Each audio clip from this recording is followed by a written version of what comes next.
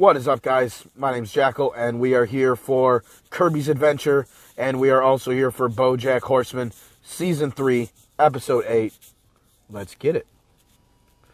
Hope everyone's doing alright today. Firing my laser. I love these. Oh boy. Pop, pop, pop. So much fun. Pop, pop, pop.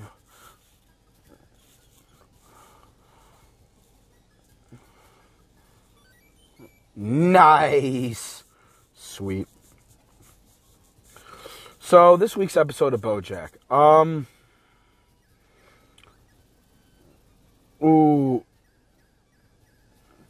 remember this being an area where there's a secret, there's a pain in the ass to find.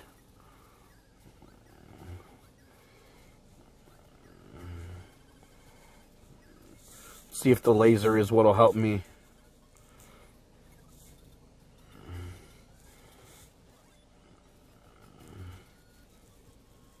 Ouch. I saw that coming.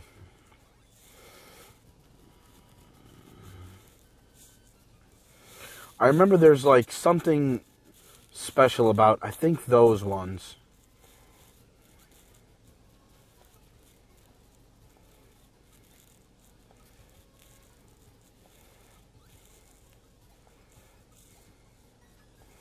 No, but it's nothing over here. So, this week's episode wasn't, anything special.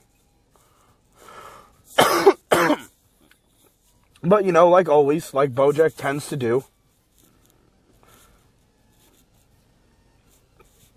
tends to give, some good thoughts as to whatever stupid shit the show's got you thinking about. And with this episode, what it really got me thinking is, like, main character syndrome. Like, one of the things, and I think I've even said this before with Bojack. There it is. I knew there was something hidden somewhere.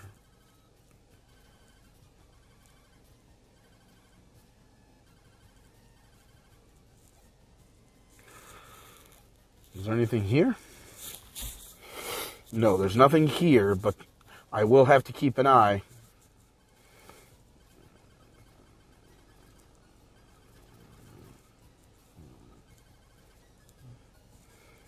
Get him. But I think I've made the comment before that the show does a really good job of, like, making you think that anybody could end up being the main character of... Oh, my breath did it.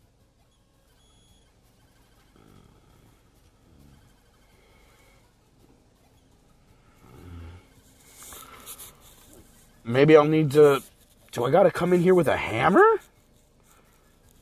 That's the only thing they usually have that I can bust through, like, stuff like that.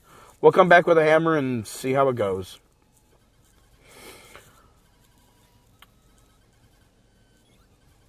Ooh. Ouchies. But the show's played around with situations and times where I've noticed that any one of the characters, like, especially out of the main cast, the only thing that really makes Bojack Horseman the main character of the show is that the show is focused on him. And, like, obviously, like, that's obvious for any TV show. But what I mean is, like, the way the show is presented to you, you could get pretty much the same worthwhile story with the way that they've morphed this world and the way that they try to do things. There's a lot of times where I felt that, Diane, Mr. Peanut Butter, or Princess Carolyn could equally be the main characters of the show. Todd, I feel like he could be, but, I mean, maybe it changes at some point. But right now, I don't feel like the show creators have done, like, as much with Todd. But, I mean, already, that's 4 characters that I've mentioned that all share a real heavy brunt of all of this screen time. So, I've noticed that any of those characters could kind of be the main character. It just kind of depends on what the show and who it's focusing on. Get this guy.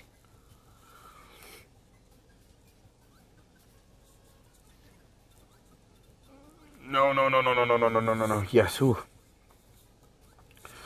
But this episode took that idea one step farther than I was expecting it to. And it kind of plays with that with Rutabaga and Vanessa Gecko. The both of them, basically, since Rabinowitz and Princess Carolyn are in, like, the same situation, as far as, like, what career moves they're basically trying to have to make. No! Ah, fucker. Fire-breathing asshole. Dick. So, since the whole episode is, like, showing the contrast of, like, both Princess Carolyn's firm and Vanessa Gecko's firm. I don't know if she's actually the one who runs it, but, I'm assuming. I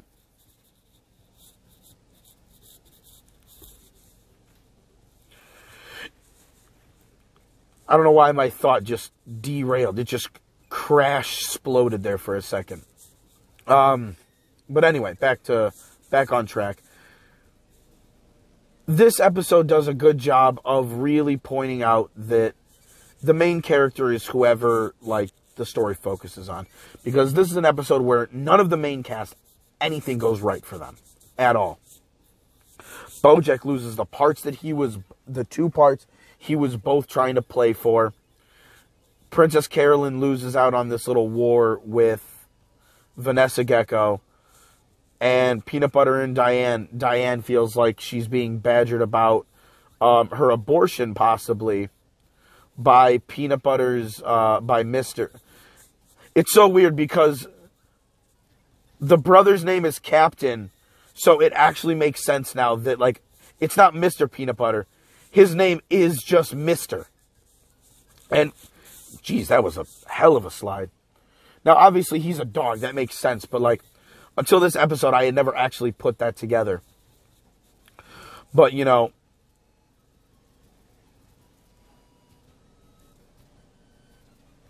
hell yeah. But, Mr. Peanut Butter, Diane feels like Captain is badgering her possibly about the fact that she had an abortion with the shit that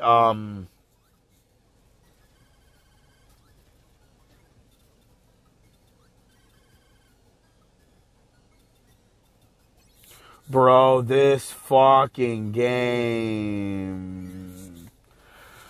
Ugh. But, Diane feels like his questions are very pointed at her in a very specific way. Mr. Peanut Butter finds out his fucking brother is, like, possibly gonna die. Like, his brother's like, everything should be fine, but his brother said everything's fine in a way that you usually say when shit is about to not be fine. So, with the way that the episode shows, Vanessa and Rutabaga's struggles with their firm, it just kind of gave me that feeling of when people always think that they're the main character of, like, anything. Because obviously, by necessity, we don't actually know. I mean, I don't remember what the name. I think it might be like solipsist or hard solipsist. But it's basically a term, if you don't know, that's grounded in the fact that it's the idea that we don't actually know if the universe exists. All that we really know of is our experience, what's coming out of our eyes. Now, I tend to, side with the idea that the universe isn't just in my head, because I mean, that would mean that everything in life is a product of my brain. And I'm not going to lie, like this game, the idea of Kirby, I do not think that I am creative enough to be the creator of this.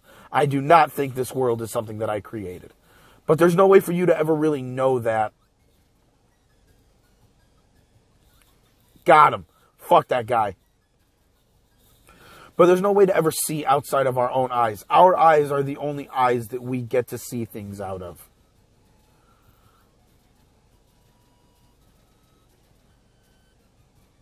Got him.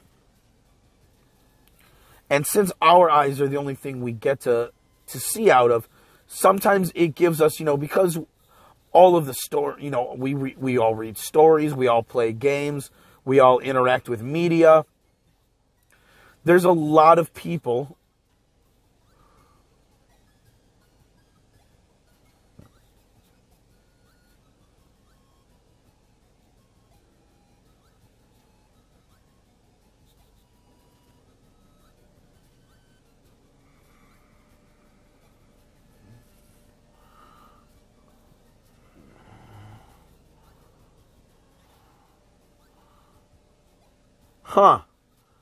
How am I actually supposed to get to this?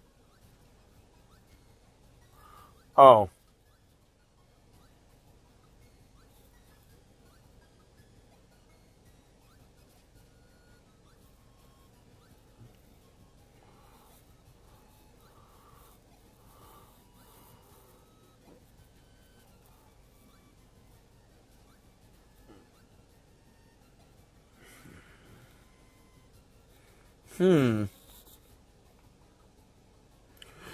You know what might work?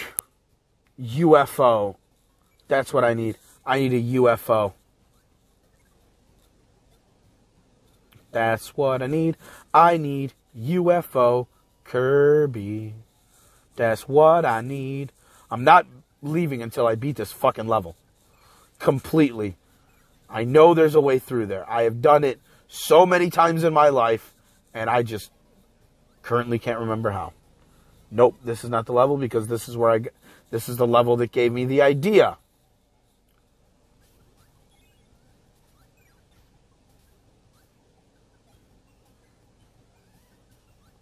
Or was it that level and it was just beyond that door? Isn't there a UFO that shows up here? No, I don't think so.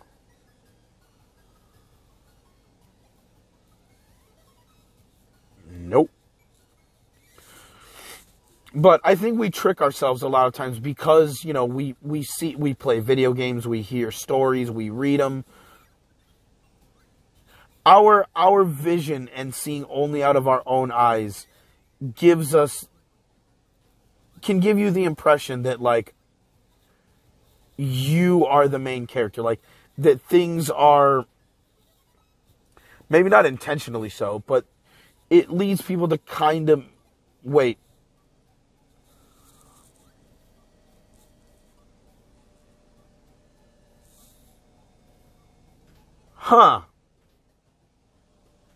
I can't leave with UFO. So it's got to be the beam. I can't think of anything else that it would be.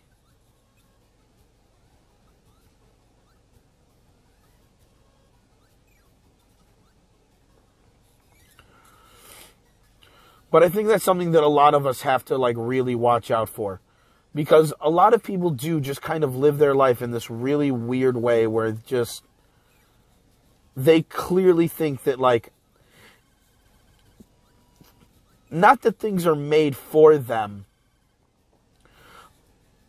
but almost that the universe is at their whim. Like, and it depends on what it is. Like, if someone, especially people who are, like, young and political, they think that, they're going to be around for, when the glorious whatever they want is achieved. Everybody thinks of, like, these ideas of grandeur that are centered around them.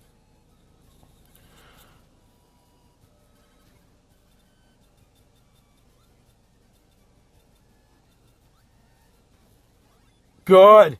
Oh my God.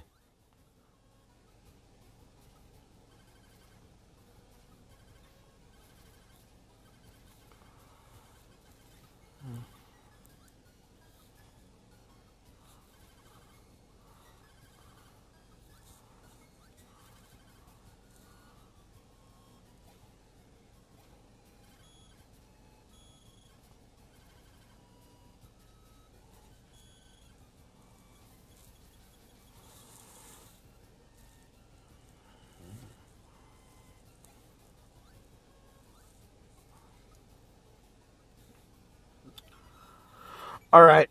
I think I got it. Hammer, but we got to leave some platform to jump on. Feels like a pretty unremarkable solution to all of this hassle and hubbub. 16 minutes, not even one level beaten. Yay! That's what this completionist mentality will do to you.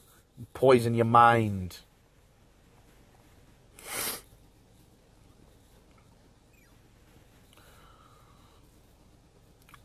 You also see this idea a lot with like religious people, especially a lot of religious people, because I mean, like, you always get a lot of religious people, especially people who are a little bit more end timesy, that always think, especially here in America, that think that, you know, oh well, you got to make sure you do this because the rapture is going to happen soon, like it's going to happen in our lifetime. You better watch out. You know, a lot of people tend to fall into this trap where they think that things that are big are going to happen while they're alive just because that's how they think it's going to be.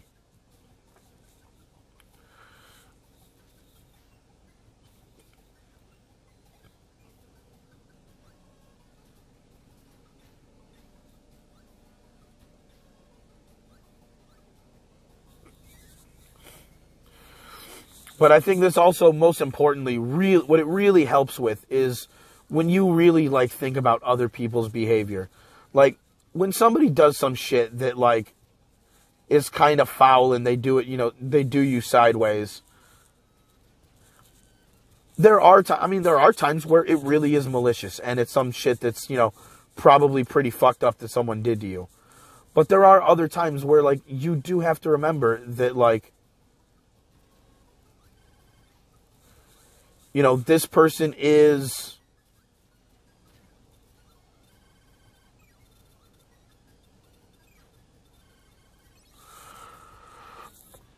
I'm about to fucking I'm gonna hit my bowl. Fuck this. I need a smoke break. This is fucking stressful. I think there's only like 2 fucking secret like entrances or like secret switches in this whole world. I think it's the first and the last world. It shouldn't even be that hard. I'm just sucking so bad. So bad. It's probably not even the hardest one.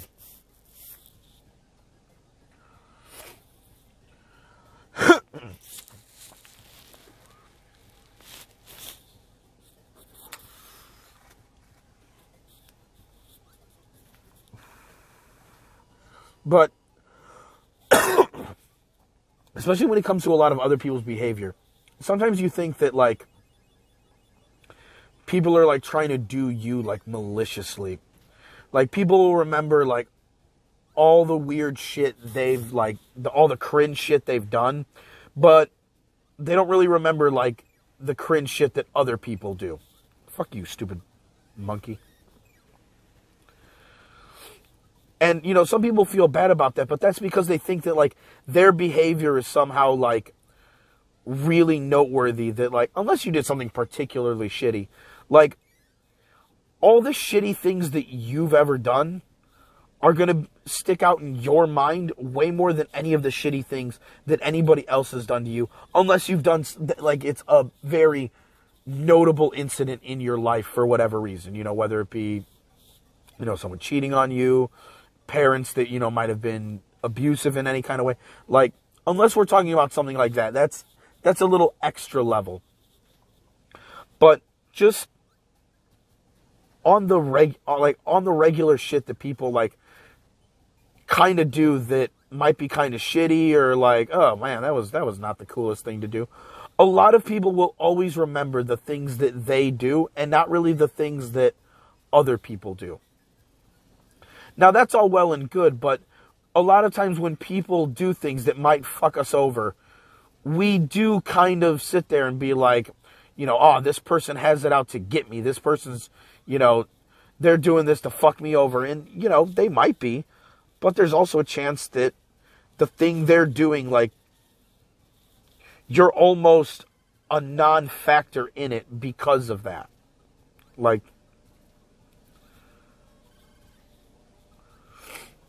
it's hard to put into words.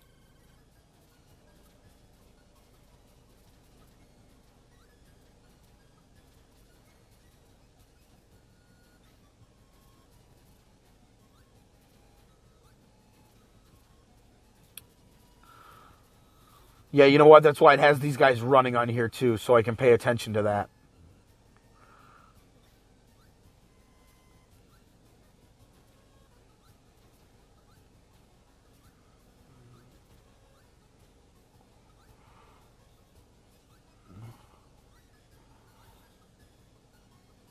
Oh no.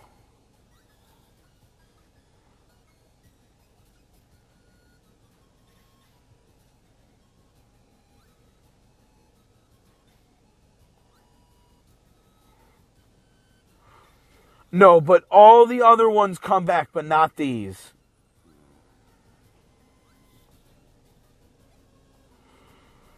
Oh my god, I hate this. At least I have my hammer this time. I don't have to go back to the World 5 anymore. Well, not anymore this time.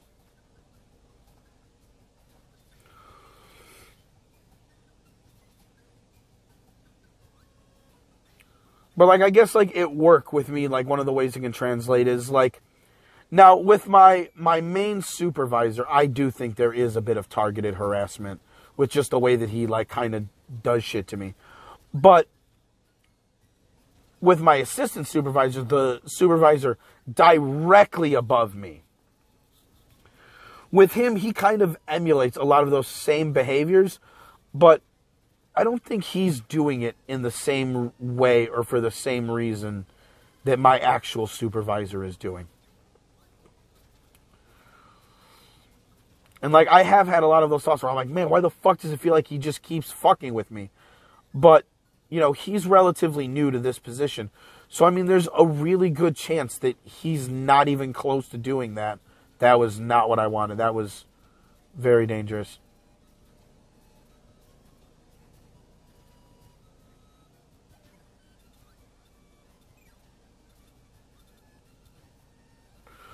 Excellent.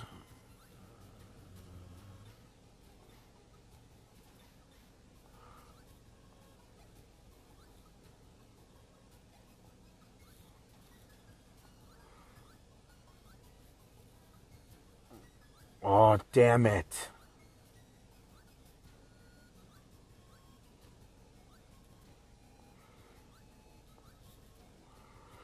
There we go. We did it. Yes! Fuck you! Fuck you, I win! I am victorious. Oh my god, that was such a pain in the ass. 23 minutes, first stage. Great. Time to fly through the rest of this. I was about to get the stone dropped on me right there. Alright, so this is 2 stars. How fast does it go on this? Ooh, good. It's in the back so I can test the speed. Oh, and it slides. Fucker. Okay. I see how it is.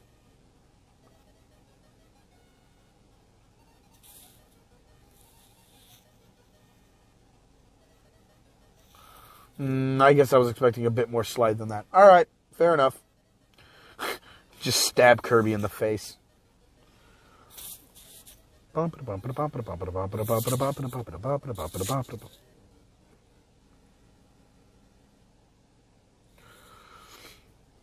even with shit like that, like, I have to remember, even at work, like, when it feels like I'm the one being fucked with, it's like, I mean, there are times where that is valid, and you very well might be. Like, But you do have to at least be aware that it could just be in your head. And, you know, it's not to say that, like, you're crazy or anything, but I think it's just because of the way that we view things in our life. Like, we only ever see the world through our eyes. So everything that we do is always going to have just... Ow. Everything in life is going to have a slight bias to it. Like, it's just going to happen. Anything that you see is always going to be clouded by what you see. That makes sense. Everything you see is clouded by what you see. I mean, I think that's like a tautology, like it is what it is. But I mean, that's how our perception works. All right, I'm not going to fight this guy with a hammer.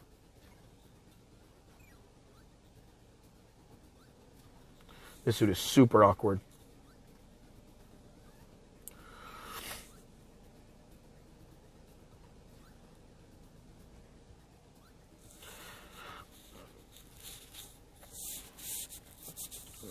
At least with this episode of Bojack, I think I think though that really only narratively it happens with like most with Princess Carolyn, where like you think like, oh, Princess Carolyn, you know, every time she does shit, she always lands on her feet. Like, I mean, she's a cat, of course, but I mean, like, you just always, like, you come to expect her to succeed because she always does.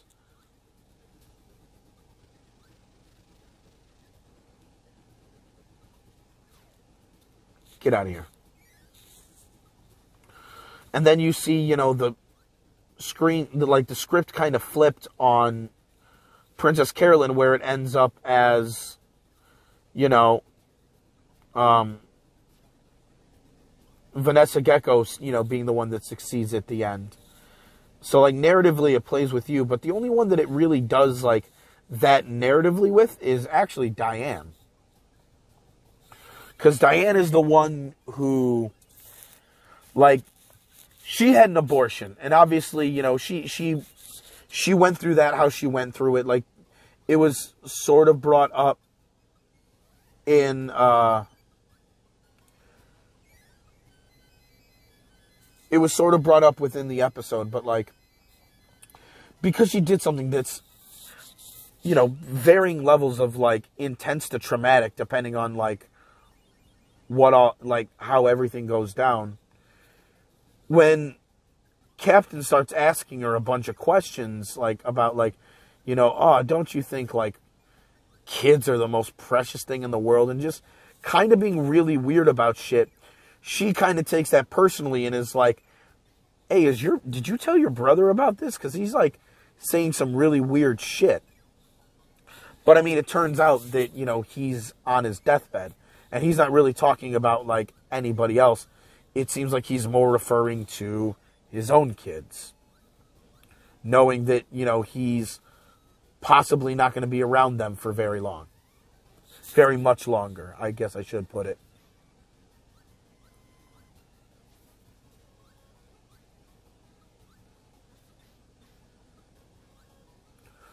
This is the wrong weapon to have here. Woo! Brand new spanking street sweeper. Bah! Oh.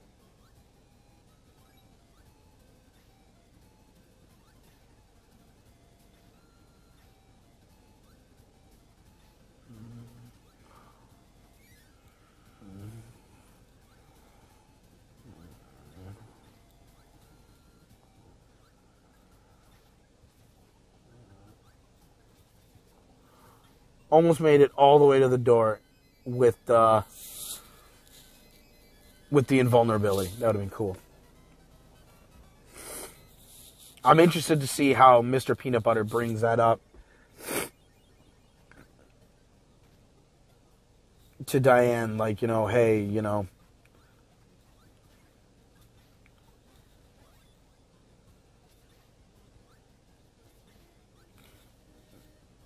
because of course Mr. Peanut Butter takes the stance that, like, well, of course nothing's going wrong with my brother. Like, nothing's sketchy. Like, everything's good. Don't worry about it. But it's also like, me and my brother don't talk like that. So, like, it also doesn't seem like they would be the types to communicate. Anyway, all right. Fuck you.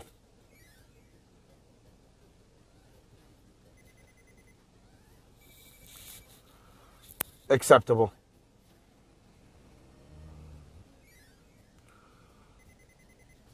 Ouch. Never mind. Because I died.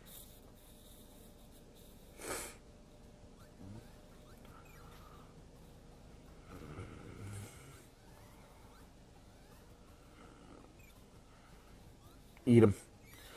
Those look like just like little dudes. Like just little people. And I just eat them.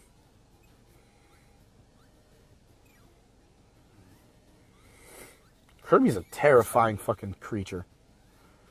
He just looks adorable. He's fucking terrifying. Just a being that consumes.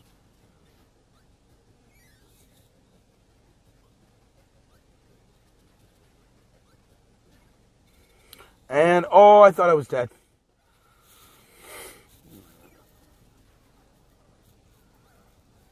Nope, don't you do it. Don't you do it. Fine, you can do it, though. No, never mind. Soar, Kirby. Come on. Not even close. But I'm interested to see how Peanut Butter's going to bring that up to Diane.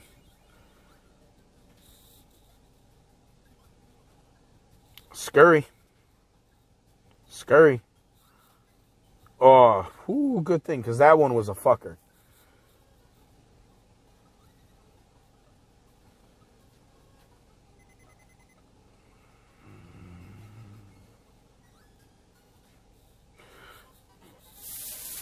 $50-50 chance. Jump in place or move. I chose the wrong option.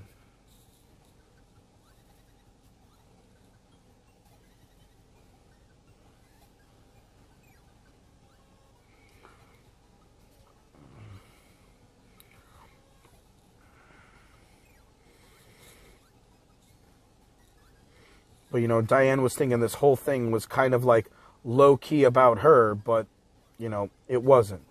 But there's a way for us to perceive things that people say to us in that sort of way.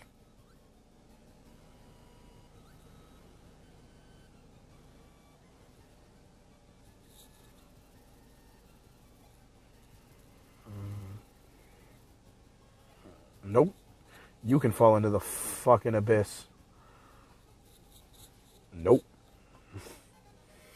I have died 3 times in like 4 minutes.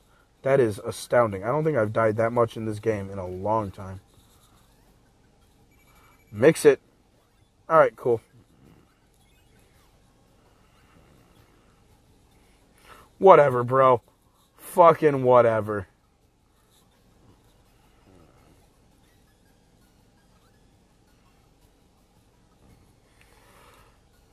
Drop on down.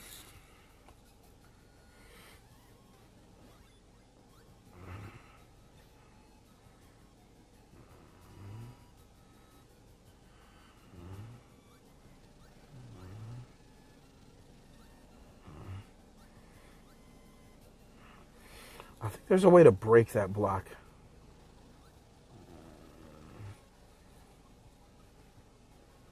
Fuck off.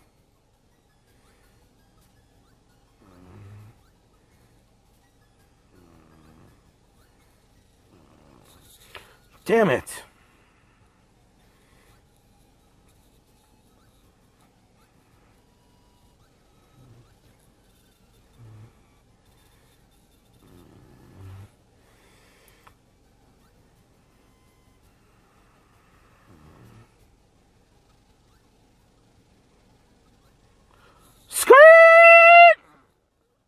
Oh,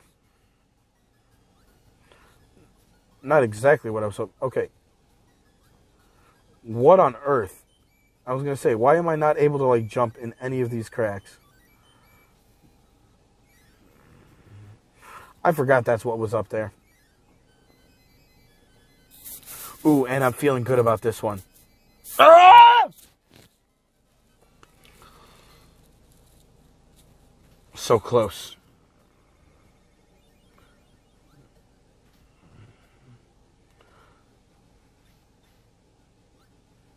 See, this always used to be my favorite. My favorite level as a kid in Kirby, the very last level. I never knew until I was an adult and played what is actually the very first Kirby game for the Game Boy, that this is a song from the first one. I believe the song is in the original game for the Game Boy. Kirby don't even get powers in that game. He just eats people. He eats people and flies.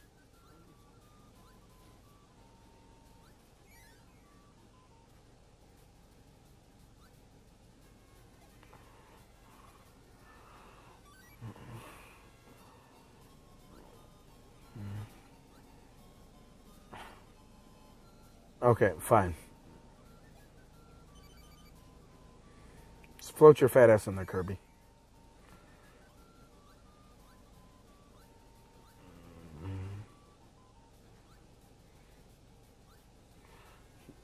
That was giving me some hella Zelda 2 flashbacks.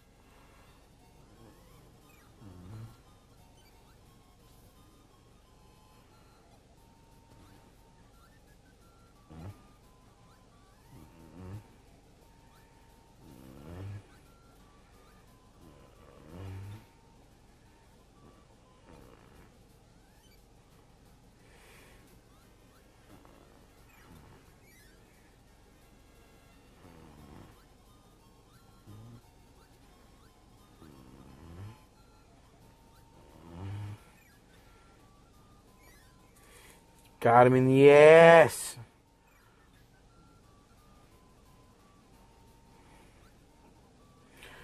Yeah, I think this was the level that... I remember saying the pirate ship was the level that took me the longest to figure out where the secret was. I think this one was the one that I found before that. Because it's in the fucking moon.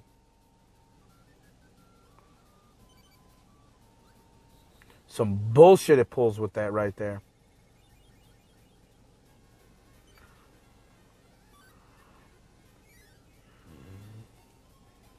Sweet.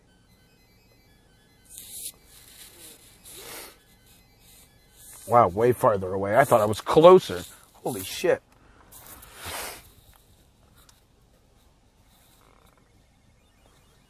Hell yeah. Alright, well, that's going to be it for today. Hey, get out of there, whatever that is. I'm going to go get myself my sword and be ready for the boss fight, because there's the boss and then the final boss. And then next time I'm probably going to start the, what is it, like hard mode or whatever. It's the same game, but you get 3 lives instead of 6. Or 3 HP, whatever you, life points, hit points, whatever the fuck. So that should make for a much more difficult time. I love it.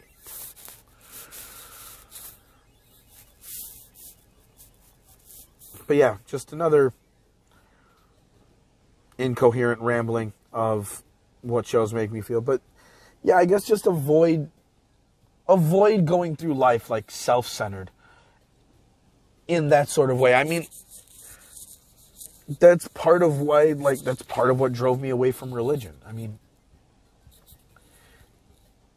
you figure out how big the universe really is, and then there has to be this idea that in all of that,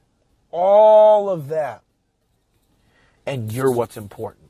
That somebody knows the hairs on your head. I mean, that's nice. That's a real nice way to make like a really expansive universe feel like close and warming, but like ultimately that feels just really self-centered. Like none of us are that important. It's like what you tell conspiracy theorists about the vaccine. You know, people that are like, oh, you know, that the back when the vaccine was first, you know, this is back when Trump was still in office. I remember hearing people at work like, oh, it's going to have you know, microchips in it. It's going to have like, you know, it's going to be able, whatever they say, it's going to be able to record you, control you, whatever it is that they want. It's like, you're not interesting enough to look out for. Like, you work at UPS. The fuck do you think the government wants with you? Like, we walk around with, like, what I'm playing this on. We're walking around and playing these, like, walking around with these giant like these small little computers that are GPS devices that monitor everywhere we go.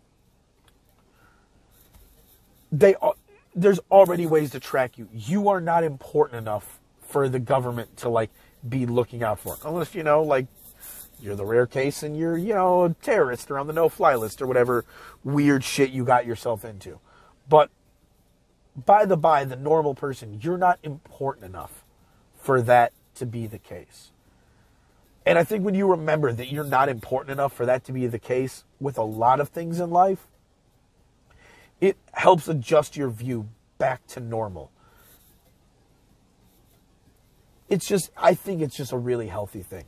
You know, even for me, like, the other day I was watching my daughter, and I mean, I don't have much experience with infants. I don't. And because of, like, her crying and, like, for hours and me not being able to get her to calm down, I had a fucking anxiety attack. And, you know, as much as that sucked, you know, the way I started talking to both of the girls afterwards, like, they have their own lives. And, like, the kind of things that, like, you know, with me, you know, pressuring one of the girls more to, you know, take the baby while she's out and about. Like, little, like, bits of, like, coward bullshit that I was doing for a second. Like, not that I didn't want to spend time with my daughter, but just, like, how scared I was of, like, and I know I've talked about this before in other videos, like, how much I've always worried that not having a father in my own life, like my blood father, that my ability to be a parent would be genetic. And that's always been a huge fear. And, you know, the baby won't stop crying, and I'm thinking I'm doing something wrong because the girls are saying, well, we'll try do this, try doing this, try doing this. But all the things that they're telling me are things that I've already tried. And it becomes overwhelming because then that thought starts gnawing at you that, like, well, maybe you're not good enough. All of these things work for the girls. Why isn't it working for you? And it's just that voice in the back of your head that just doesn't go away sometimes. But then that starts influencing my behavior. I start asking the girls, you know, like, you know, to watch the girl longer than they should have to. And, like, I have to remember that, like, sure, I'm feeling this sort of way, but, like, it's not about me. I can't look at things solely through, like, my eyes and how I'm feeling about this. That's got to be a part of the equation, because you don't want to do the complete opposite of that, which is you don't pay, like, how you're feeling or how you're doing any mind whatsoever. Like, you don't want that. You don't want the polar opposite. Like, that's also not healthy for anyone. You just want to be able to level out your perspective in your life to make sure that you know really where your place is. And it's that you're just like everyone else. You are just there. And I mean, I guess that can be kind of like dismal looking, like it can feel dark and grim, but also that means that to go with it, like, any of these grandiose expectations that you set for yourself, that, you know, if you're somebody who does struggle with mental health, and, you know, certain expectations you set for yourself, or that you let other people set for you, that they don't really matter, that is also a weight off of your shoulders. You don't have an expectation to live up to. What you got to do is what you got to do. I don't have an expectation of how I got to live up to. I just got to make sure that I'm a father enough to provide, make sure my daughter is fed, safe, loved, you know, everything. But ultimately, she's not even the center of everything. Like, just getting rid of this main character syndrome is, to me, so important on just viewing life properly. And, I mean, Bojack showed us best. I mean, at the very end of the episode, it was a happy ending.